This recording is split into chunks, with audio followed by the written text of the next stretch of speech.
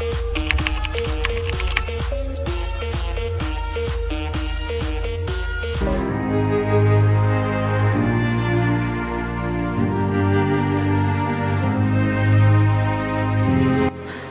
Ma'am जो हमारे honour है, मैं उनके अंडर में वर्क कर रही हूँ। उनका नेचर बहुत अच्छा है। मुझे यहाँ काम करके काफ़ी मेरे अंदर इम्प्रूवमेंट आया है। और जब भी मुझे कोई परेशानी होती है अपने साइड से लेके, अपने काम को लेके, तो मैम हमें बहुत अच्छे से गाइड देती हैं और मुझे बहुत कॉन्फिडेंट रहता है उनको कॉन्फिडेंट देखकर। वो एक बहुत अच्छी मैम है।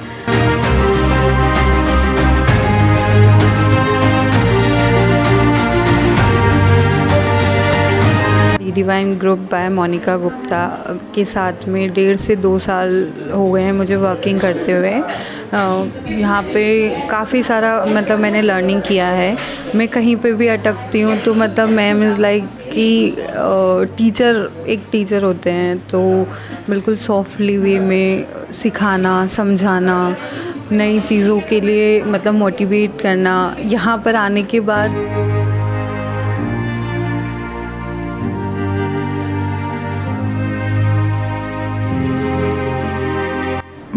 मेरी बिटिया मोनिका गुप्ता का आर्किटेक्ट का ऑफिस है। इनके साथ लगभग पिछले 15 वर्षों से कार्य कर रहा हूँ। इन्होंने 0 लेवल से काम स्टार्ट किया था और 0 लेवल से काम स्टार्ट लगभग इन्होंने सन 2009 से स्टार्ट किया था।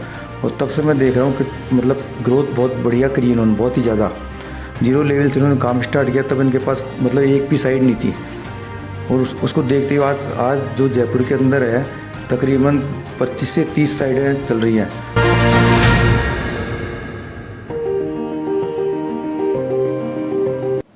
नमस्कार, स्वागत है आपका प्रखर नवनीत में। मैं बबलू सैनी। आज हम आए हुए हैं डी डिवाइन ग्रुप में, जहां पर हमारे साथ में मौजूद हैं डी डिवाइन ग्रुप की फाउंडर मोनिका गुप्ता जी, जिनसे हम जानेंगे कि किस प्रकार से इन्होंने इस कंपनी की शुरुआत की, बचपन कैसा रहा और इस व्यवसाय में इनका किस प्रकार से मन बना, और इस व्यवसाय में जो आज इन्होंने महारत हासिल की है, जो नाम कमाया है, वो किस प्रकार से संभव हो सका। मैम, सबसे पहले तो बहुत बहुत स्वागत है आपका हमारे चैनल पर। Thank you so much Bablu ji. Ma'am, मैं जानना चाहूँगा कि बचपन से लेकर अब तक किस प्रकार के आपके विचार बदले। बचपन में कुछ अलग सोचा होगा या फिर यही सोचा था व्यवसाय करना है, किस प्रकार से इस काम की शुरुआत की आपने? बचपन में मैं बहुत नॉटी थी और जब मेरा स्कूल था तो मेरे को स्पोर्ट्स में बहुत ज़्यादा शौक़ था, स्पोर्ट्स खेलने का। कॉलेज तक आते आते मैंने स्पोर्ट्स बहुत किया और स्कूल में बिकॉज़ ऑफ कि थोड़ा सा पढ़ाई में कम थे, तो पापा मम्मा ने सोचा कि सिंपल इसको इंटीरियर डिज़ाइनिंग करा देते हैं। तो मुझे 12th में अच्छे मार्क्स में गवर्नमेंट कॉलेज में एडमिशन मिला और मैंने गवर्नमेंट पॉलिटेक्निक कॉलेज से अपना इंटीरियर डिज़ाइनिंग किया। कहाँ से किया आपने? अपना गांधीनगर पहले था, अभी ब्रांच प्रताप नगर शिफ्ट हुआ है। तो गवर्नमेंट वुमेंस पॉलिटेक्निक, जिनके हमारे प्रिंसिपल थे मिसेस अनीता वैद्य मैम, जिनकी मैं फेवरेट और वो मेरे फेवरेट हुआ करते थे। और उन्हीं के सपोर्ट से मैंने बहुत अच्छा कर पाई और मेरे ख्याल से उनके आशीर्वाद से मैं गोल्ड मेडलिस्ट रही।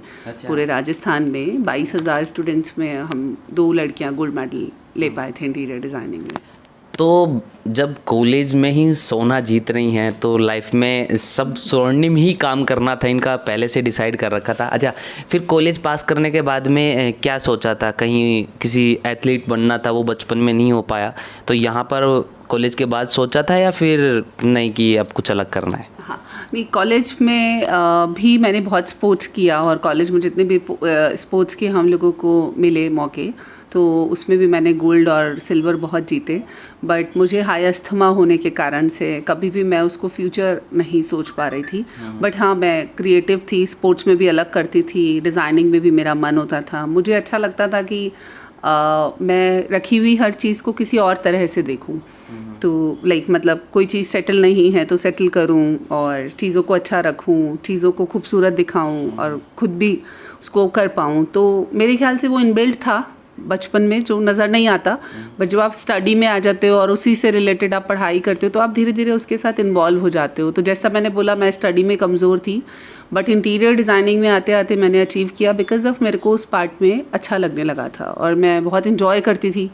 तो मैंने 12-12, 13-13 घंटे रेगुलर टेबल पे बैठ के डिज़ाइनिंग किया और उसके साथ मैंने जिया, मतलब। तो अच्छा, आप कितने वर्ष की थी जब आपने इस इंडस्ट्री में कदम रखा? जैसा आप हंस रहे थे मेरे ऊपर, तो सभी हंसते हैं कि मैंने 18 इयर्स की एज में एंटर कर गई थी मैं। मैंने कॉलेज पास आउट करके अपना एक भी दिन वेस्ट नहीं किया और मेरे कॉलेज से 2 कंपनियों में प्लेसमेंट हुए। दोनों ही जगह पर मैंने जॉब नहीं किया बिकॉज ऑफ कि मुझे लगता था कि मुझे थोड़ा सा अपने तरीके का जॉब चाहिए। तो मैंने प्योर डिज़ाइनिंग में कदम रखा। अनूप बरतरिया सर के साथ मैंने ट्रेनिंग लिया, जिसमें हम लोगों ने WTP का काफ़ी काम देखा और उसमें मैंने अंदर इंटरनल पार्ट, टेक्निकल बहुत सारी चीज़ें सीखी related to air conditioning, partitions, marble, glass, किस तरह से वो अचीव करते हैं, उनकी यूनिकनेस कौन नहीं जानता। आपने WTP में भी काम किया है, मतलब उसके बनाव में आपने अपना सहयोग रखा है? हाँ, WTP जब मेरा इंटर्नशिप चल रहा था तभी से चल रहा है। अच्छा। तो बहुत बड़ा प्रोजेक्ट था जिसमें मेरा इन्वॉल्वमेंट रहा, थोड़ा बहुत माइनर था, लेकिन मैंने वहाँ से बहुत कुछ सीखा, वो मेरे लिए बहुत इम्पोर्टेंट था। बाकी ये बात सुनकर कि 18 साल में आपने इस बिज़नेस में कदम रख दिया था, काफ़ी फैमिली वाले हैं जो अपने बच्चों को डांटेंगे, डांटना नहीं है ये सब की अपनी अपनी एक काबिलियत होती है, अपना अपना तरीका होता है जीवन जीने का। तो मैम, जब आप 18 साल की उम्र में ही इस कंपनी में मतलब इस इंडस्ट्री में आ गए, फिर उसके बाद में इतनी बड़ी कंपनी किस प्रकार से आपने खड़ी की? मैंने बताया आपको, मैंने जॉब किया और जॉब भी मैंने दिल से किया। वहाँ मेरा पर्पस कोई सैलरी नहीं था। मैं रात दिन जो भी मेरे सीनियर्स थे और वहाँ के जो बॉस थे उनके साथ मैं काम सीखती गई। साइड बाय साइड मुझे एक अपॉर्चुनिटी मिली, तो उसमें मुझे 2 सेम घरों का कंस्ट्रक्शन करना था। मेरे को 6 मंथ्स ही हुआ था जॉब करते हुए, बट वो अपॉर्चुनिटी मुझे लगा कि मुझे बहुत काम आएगी। तो मैंने एज इंटीरियर डिज़ाइनर उन घरों का काम आर्किटेक्चर पार्ट पे उठाया और वो वर्क भी मैंने मतलब टास्क की तरह लिया और मैंने वो 2 घर 2 लोग का सेम घर बनाया चाकसू में शुरुआत में। और 1 साल 1.5 साल जब मैंने उनका काम किया तो बाय चांस वही 2 लोगों ने मुझे आगे के लिए काम ऑफ़र किया और रियल एस्टेट में मुझे पार्टनर बनाया। साथ में मेरे काफ़ी अच्छे कॉन्टैक्ट्स मिले मेरे को काम को देखते हुए। तो मैं धीरे धीरे बिजनेस में तो आपने काफ़ी अच्छा किया है, वो काबिल तारीफ़ है, सभी जानते हैं आपके काम से, आपको पहचानते हैं। इसके अलावा आप ये बताइए कि पारिवारिक जो एक परिवार से दूसरे परिवार में आते हैं शादी, तो उसके बाद में आप क्योंकि 18 की उम्र में बिज़नेस शुरू कर दिया था, तो यहाँ पर आकर आपको किस प्रकार से अपने बिजनेस को मैनेज किया? क्योंकि नई नई शादी हुई होगी तो कुछ तो चेंज हुआ है अपने जीवन में, तो क्या था? वो बहुत टफ था। मम्मा पापा भाई और बहन चारों का तो सपोर्ट शुरू से था ही और आज भी है।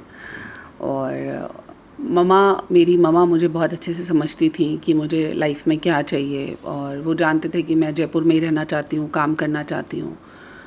उन्हीं के सपोर्ट से मैं बिज़नेस को खड़ा कर पाई थी। बट उसके बाद बारी आती है कि वो कंटिन्यू कैसे रह पाएगा, क्योंकि लड़की की लाइफ बदलनी होती है शादी के बाद। तो जब वो समय आया तो उन्होंने मेरे लिए इसी तरह की अपॉर्चुनिटी देखना शुरू किया ताकि मैं अपना काम कंटिन्यू कर पाऊँ। और शायद महादेव की कृपा से मुझे मोहित मिले, मेरे हस्बैंड, और मैं ब्लेस्ड हूँ कि वो मेरी बैकबोन हैं, जिन्होंने मुझे शादी के डे फर्स्ट से समझा। इवन शादी के पहले ही उन्होंने मुझे समझ लिया था कि मैं क्या करना चाहती हूँ। तो डे फर्स्ट से हम दोनों की ट्यूनिंग बहुत फ्रेंड्स की तरह रही है और सपोर्ट उनका मेरे को हमेशा मिला। हस्बैंड का सपोर्ट तो मेरे को लगता है बहुत को मिलता है, लेकिन उनके साथ मुझे जो मदर इन लॉ का सपोर्ट मिला, मेरी सास मधुमा, तो उनके कारण ही मैं आज यहाँ पर बैठी हुई हूँ। मेरी अभी 14 मंथ्स की एक डॉटर है और 2.7 मंथ्स की एक डॉटर है। दोनों बेटियों को मदर इन लॉ जिस तरह से प्यार देती हैं और मैनेज करती है, उसी के कारण मैं आज काम कर पाती हूँ। 8 साल मेरी शादी को होने जा रहे हैं, बट एक भी दिन मुझे ऐसा नहीं लगा कि मैं लेडी हूँ और मैं काम नहीं कर सकती या घर की जिम्मेदारी है जिसके कारण मैं अपनी जिम्मेदारियों को नहीं निभा पा रही हूँ ऑफिस की। अच्छा, तो सबसे खूबसूरत बात आपने अगर नोट की हो तो ये है कि सास को इन्होंने सास नहीं बोला है, मधुमा। ये शब्द बहुत गहरा है, इसके पीछे का कारण बताइए। मेरे मदर फादर, मैंने आपको बताया, भाई बहन, वो चारों भी मुझ पे शुरू से जान देते थे और उन्होंने मुझे हमेशा संभाला। मैंने बहुत गलतियाँ की, बहुत एक्सीडेंट हुए हैं, बट आज मैं अगर ज़िंदा हूँ तो उन चारों की बदौलत हूँ। और शादी के बाद मेरे हस्बैंड और मेरी मदर इन लॉ ने भी मुझे उसी तरह से संभाला जैसे मेरे पियर वालों ने मुझे संभाला था। तो इसी कारण से बस मैं कंटिन्यू कर पाई और उन्होंने मुझे मेरी मदर की याद नहीं आए उस लेवल पे मुझे प्यार दिया है। उनकी बेटी कहीं और शादी होकर गई है, नेहा दी, तो नेहा दी का जो बचा हुआ प्यार है वो मेरी मदर इन लॉ मुझे देती हैं। तो इसी कारण से आज मैं ये सब कर पाती हूँ। तो मतलब घर में मैं बहू नहीं बेटी ला रही हूँ। मेरे फादर ने मेरी मदर इन लॉ को शादी के टाइम न जाने कब ये शब्द कह दिया कि मैं आपको बेटी नहीं बेटा दे रहा हूँ, और मेरी मदर इन लॉ ने डे फर्स्ट से उस शब्द को एक्सेप्ट कर लिया और उन्होंने मुझे एक बेटे की तरह ही पाला है। जुड़ाव भी रहता है और उन्हीं की कृपा से कंटिन्यू मेरे पास प्रोजेक्ट आते हैं। मंदिर बनाया है तो आशीर्वाद मिलता है और हमारा काम वैसे भी अच्छा और माउथ पब्लिसिटी का ही काम है, उसी के बिहाफ पे आगे बढ़ पा रहे हैं। अच्छा, इसके अलावा आपने जो विलास वगैरह बनाए हैं, ये सब बनाए हैं, तो फैमिलीज़ वगैरह जो वहाँ पर रहती हैं उनका क्या रिस्पॉन्स रहता है? मेरे ख्याल से आज जो इन 15 सालों में मेरे जो फर्स्ट क्लाइंट हैं वो मेरे आज घर के मेंबर हैं। अच्छा। और कम से कम भी नहीं तो जैसा मैंने आपको बताया कि कॉमर्शियल काम किए उनमें हम लोग अटैच हुए, जो ऑफिसर्स और पॉलिटिशियंस या कुछ जो भी थे, बट कहीं ना कहीं मैं उनकी वाइफ और उनके बच्चों के साथ ज़्यादा अटैच हो पाई क्योंकि इंटीरियर आपसे बहुत ज़्यादा कनेक्ट करता है और उसमें फैमिली के हर मेंबर का टेस्ट आता है। तो हमको हमेशा उनके अकॉर्डिंग सुन के और उनके अकॉर्डिंग ही हम उसको डिज़ाइन करके देते हैं ताकि वो लोग इंजॉय करें जहाँ वो रहना चाहते हैं और उनको वो सारी फैसिलिटीज़ मिल जाए जिसके लिए वो हमको हायर कर रहे हैं, हमारी सर्विसेज चाहते हैं। मैम्स के साथ मेरा स्पेशली लगा हुआ है। एज अ वुमेन एंट्रेप्रेन्योर मैं वुमेन्स के साथ सबसे ज़्यादा जुड़ी रहती हूँ और आज तक जितने भी प्रोजेक्ट वाले लोग हैं वो मुझे याद करते आए हैं और मुझे आगे भी काम देते आए हैं। अच्छा, तो देखिए अब मैम एक प्रोजेक्ट हमें एक नमूने के तौर पर दिखाने ले चल रही हैं। देखते हैं कि आखिर वहाँ पर क्या कुछ खास है और इनकी कलाकारी भी आप तक किस प्रकार से वो खूबसूरत काम आप तक पहुँचाते हैं। तो बने रहिए, आगे देखते हैं कि नेक्स्ट प्रोजेक्ट जो इनका हमें ये लेके जा रही है। निकाला है, मतलब पुराने कोई डिज़ाइन दे दिया? पुराने को ही हमने रीडिज़ाइन किया है। इसमें हम लोग का जो पुराना स्लैब्स है वो अभी भी स्लैब्स ही है। अच्छा अच्छा। तो ये पूरा मेरा रेनोवेशन है और इसका मैं अगर आपको पुराना लुक और अभी का लुक दिखाएंगे तो आपको समझ आएगा कि किस तरह से हमने इसको पूरा मॉडिफाई किया है। देखते हैं देखिए अंदर से भी क्या क्या है इसके अंदर खासियत है इसकी। तो ये गार्डन एरिया रहेगा जो कि अभी तैयार हो रहा है। यहाँ पर मिट्टी डल चुका है और धीरे धीरे डेवलप हो जाएगा। दिवाली तक हमारी इसकी फाइनल पोजीशन रहेगी। धनतेरस को इसका पूजन है और उद्घाटन है। ठीक है, ये यहाँ से इनका एंट्रेंस है जो कि आगे से मेन एंट्री रहेगा। ये साइड पोर्च एरिया है जिसमें 4 से 6-8 गाड़ियों तक का आराम से पार्किंग एरिया निकल सकता है। आगे ये बड़ा गार्डन है। इस गार्डन में अच्छा प्लांट्स और बड़ा प्लांट्स और साथ में वहाँ पर कुछ स्टैचूज़ हैं जो आने वाले हैं।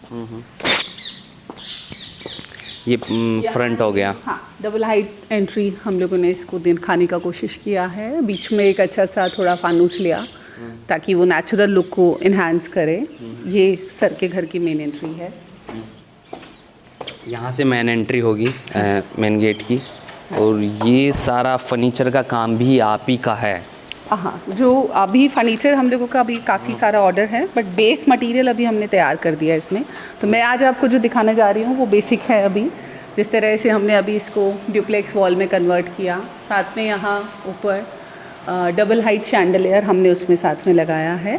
उसके साथ में ये पूरा वॉल पेपर है इसके साथ हमने इनहांस किया ताकि बाद में भी आफ्टर मेकिंग मेंटेनेंस इसका नहीं बढ़ेगा। ये आप ही की डिज़ाइन है? हाँ जी, ये हम लोगों ने खुद डिज़ाइन करके बनवा के लगाया है। ये सामने यहाँ का टीवी एरिया है जो निकल के आएगा। सो अभी उसका बेसिक स्ट्रक्चर तैयार है, बाद में इसमें यहाँ पर करीब 100 इंचेस का LED लगेगा। आई ये सोफ़े वगैरह की डिज़ाइन दी है आपने? चल रहा है, कंस्ट्रक्शन अभी चल रहा है, ऑनगोइंग है। ये शैंडलियर कम फैन है जो हमने क्रिएट करने की कोशिश की है। ये फ़ैन है? हाँ, ये फ़ैन है जो चलता है, मैं अभी दिखाती हूँ। एंड इस ये तरह का एक जाली पार्टीशन हम लोगों ने बीच में लिया, जो कि इसके लुक को इन्हांस करता है। यहाँ से सर का मेन ड्राइंग रूम का एरिया है। इधर लेफ़्ट साइड से, राइट साइड से स्टेयर्स ऊपर जा रही हैं। इसी के साथ ही हमने क्रिएट किया, इस तरह से हम लोग का इसका पेंट फिनिश अभी चल रहा है, जिसमें टेक्सचर का काम भी आ रहा है। आप इसका भी एक लुक ले सकते हैं। मेन ड्राइंग रूम जो घर की मेन बैठक होती है, उसके लिए हमारा प्लानिंग चल रहा है। इसमें हमने कुछ वुडन सीलिंग, साथ में प्रोफाइल का काम लिया है। इसका जो नीचे का सिटिंग एरिया है वो अभी हमारा ऑर्डर हो चुका, तो वो हम लोग चाइना से इंपोर्ट कर रहे हैं। तो after the time, after a month हम लोग उसको रिसीव कर लेंगे और सेटल डाउन कर लेंगे इसका। अच्छा, एक मिनट, आप इसी को पकड़ लो। डाइनिंग एरिया है, ये डाइनिंग एरिया का फॉल सीलिंग हम लोग अभी तैयार किए हैं। नीचे का डाइनिंग अगेन अभी कस्टमाइज बन रहा है, तो जैसे ही वो बनकर आता है वो आपको दिखाते हैं। ये मंदिर है, मंदिर का एरिया अभी बेसिक तैयार हो चुका है, आप देख सकते हैं ऊपर। डाइनिंग एरिया से हम लोग चल रहे हैं किचन की तरफ। किचन में इस तरह से हमने यू शेप में पूरा किचन का काउंटर लिया, जो कि ओवरहेड शेल्फ्स के साथ आपका चिमनी विंडो यहाँ पर था, तो पीछे का लुक को एंजॉय करते हुए आराम से लेडी फूड बना सकती है। पीछे पूरा गार्डन एरिया है, बड़ा गार्डन एरिया है। यस, तो वो होता है ना, पॉजिटिविटी तभी आती है जब आप एक पॉजिटिव एनवायरनमेंट में काम कर रहे हो, और बाय लकी अगर आपको इतना बड़ा गार्डन एरिया मिला है तो उसका यूटिलाइज भी प्रॉपर होना चाहिए। स्टोरेज हो गया, ये पीछे इनका टॉल यूनिट, पेंट्री, क्रॉकरी, ये सारा पार्ट आ गया है। डाइनिंग के साथ एक अपने को बेसिन एरिया चाहिए होता है, तो ये हमने पूरा एक हैंगिंग टैप यहाँ पर इंट्रोड्यूस किया है, जो कि इस तरह से वर्क करता है। अच्छा, हाँ, and after dining you can wash your hands like anything. Yes. And this is in the metal part. ये किसी भी उस ceramic material का नहीं होता, this is in the metal part. अच्छा, हाँ, so ये ऑर्डर करके हमने बॉम्बे से बनवाया है, स्पेशली कस्टमाइज। छोटे मोज़ैक्स हैं जिसको मैंने वॉल पे डोम लुक देकर उसको पेस्ट करवाया है। ये तो कलाकारी हाथ होगी। सो पाउडर रूम में इस तरह से हम लोगों ने एक इटालियन बेसिन बनवाया किशनगढ़ से। ये इटालियन मटेरियल होता है जो कि लाइट एम्परर डोर जिसे कहते हैं, उसमें बना हुआ है। ये यूनिकली आप यहाँ पर हैंड वॉश कर सकते हो, और साथ में यहाँ पर आप अपना एसेसरीज़ को भी रख के काम ले सकते हो। इसके साथ एक मैंने थोड़ा पॉजिटिव एनवायरनमेंट देने के लिए यहाँ एक डिज़ाइनर लाइट को भी डलवाया साथ में। सो जो कि इस घर का मेन मास्टर रूम है। ये ड्रेस एरिया की ओर जा रहा है, और ये मेन बेडरूम है। पहले बेडरूम लेते हैं। हाँ, ये मास्टर बेडरूम है। इसमें हमने वॉल पे दोनों साइड लाइट्स लेते हुए पूरा बड़ा बेड बैग इंट्रोड्यूस किया है यहाँ पर। इसी के साथ एक डोम का फॉल सीलिंग हमने लेते हुए इसको साथ में प्रोफाइल लाइट भी दिखाया दोनों साइड पे, और पूरा वॉल्स को टेक्सचर पेंट के साथ इंट्रोड्यूस किया है। ये वॉल जो आपने ये कलर से किया हाँ, हुआ है ना? नहीं, ड्यून हेलो करके एशियन पेंट्स का पेंट आता है, टेक्सचर मटेरियल होता है, काफ़ी कॉस्ट करता है, बट अभी का इंटीरियर का सबसे ज़्यादा हाई डिमांड टेस्ट है, जिसमें दीवारें गंदी भी नहीं होती है और थोड़ा सा टेस्टफुल निकल के आता है। और आप देखेंगे इसमें माइनर सी ग्लॉसनेस है और थोड़ा सा शिमर भी है, जो कि इसको बहुत इन्हांस करता है और डिफरेंट भी दिखाता है, अट्रैक्ट कर रहा है। और ये वॉल कभी भी जल्दी से गंदा नहीं होगा, वॉशेबल है आराम से, मतलब 10 साल के करीब ये आराम से चल पाता है। ग्राउंड से अपर स्टेयर्स आए हैं, दिस इज़ फर्स्ट फ्लोर। यहाँ हमने कुछ लीफ पैटर्न में ऊपर सीलिंग दिया, जो कि कोव लाइट के साथ एनहांस किया है, जैसा आप दिख रहे हैं। आगे ये अपना होल एरिया यहाँ पर ऊपर फर्स्ट फ्लोर का ये लिविंग एरिया आ गया, जिसमें यहाँ सिटिंग एरिया बनने जा रहा है। सो फर्स्ट फ्लोर का लाउंज एरिया रहेगा। यहाँ हम लोगों ने पूरा एक बैम्बू थीम को इंट्रोड्यूस किया है, उसी थीम के बिहाफ पे यहाँ का पूरा सोफ़ा सेटिंग आने वाला है। ये बैम्बू डिज़ाइन कहते हैं हम लोग इसको basically. This is bamboo design fall ceiling in POP. हाँ, पीओपी में ये बना रहे हैं हम लोग। सामने ये जो 3 लाइट्स आप देख रहे हैं, इसके नीचे एक ब्लैक कलर का कंसोल आने वाला है जो कि इस पूरी वॉल को इन्हांस करेगा। ये ड्यूप्लेक्स वाला पार्ट है जो हम लोग नीचे देख चुके हैं ऑलरेडी। इसमें बीच में एक शैंडलियर जो कि हम लोग ने कैंडलस्टाइन चूज़ किया बिकॉज ऑफ कि ऑब्वियसली जहाँ भी कैंडल्स जलती है तो वहाँ पॉजिटिविटी ज़्यादा आ जाती है विद दिस वॉलपेपर। ये एक सर के बड़े बेटे एल्डर सन का बेडरूम है जिसमें हम लोग ने ग्रे थीम को इंट्रोड्यूस किया है। पूरा ऊपर से स्लिट आता हुआ वॉल पे पैनल उतारा हमने। ये वॉल पैनल ड्यूको पेंट के साथ फिनिश करवाया हमने। इसके बीच में कुछ आर्टिस्टिक इफेक्ट आने वाले हैं, वो अभी आना ड्यू चल रहा है। एक छोटा सा हैंगिंग लाइट हमने कॉर्नर पे इंट्रोड्यूस किया बेड के साथ। सामने आप विंडो देख ही रहे हैं, विंडो के साथ पूरा बेडरूम का एंड गार्डन व्यूज़ का आता है और कंप्लीट आप यहीं से बैठ के पूरी ग्रीनरी को एंजॉय कर सकते हैं। ये जब गार्डन बनेगा तो यहाँ से व्यू आराम से देखने को मिलेगा। यस, इसमें हमने एक ट्रेडिशनल वॉलपेपर को बैकग्राउंड में यूज़ किया पूरा। उसके साथ आगे फ्लूटेड आप जो देख रहे हैं वर्टिकल फ्लूटेड बैक बेड हम लोगों ने इंट्रोड्यूस किया है। साथ में कोव लाइट का प्रोविज़न हमने इसमें छोड़ा। इधर उनका wardrobe with study and storage unit है जो कि आप देख पा रहे हैं। बीच वाले पार्ट में टीवी आने वाला है। सो ये फर्स्ट फ्लोर का ओपन टेरेस है। साथ में आप पीछे देख रहे हैं वो गजीबो का एरिया रहेगा जो कि ओपन गार्डन सेटिंग के लिए हम लोग इंट्रोड्यूस कर रहे हैं। साथ में वहाँ एक फाउंटेन एरिया अपन ने बनाया जिसमें कि आप जानते हैं फाउंटेन के साथ पॉजिटिविटी आती है और ये पूरा गार्डन है। ये garden area complete garden area है। और उस साइड में अपन जाएंगे तो वो पार्किंग की साइड का पूरा एरिया था। है। और ये पूरा ऊपर ओपन टेरेस पे जाने के लिए है, जा रहा है हमको। ओके, ये ओपन स्टेयर्स हमने दिया जो कि पहले हाउसिंग बोर्ड ने नहीं दिया हुआ था, तो मैंने उसको आयरन में इंट्रोड्यूस करा। अच्छा, तो ये है हमारे साथ में मोनिका जी गुप्ता, जिनकी काम को हमने जाना, जिनकी लाइफ के बारे में हमने जानने का प्रयास किया। ये एक छोटा सा डेमो इन्होंने अपने जो बेंगलो बना रहे हैं उसका एक डेमो हमें दिखाया है। ऐसे ही तमाम खबरों के साथ जुड़े रहे हमारे चैनल के साथ। चैनल को सब्सक्राइब, लाइक, शेयर करना ना भूलें। धन्यवाद।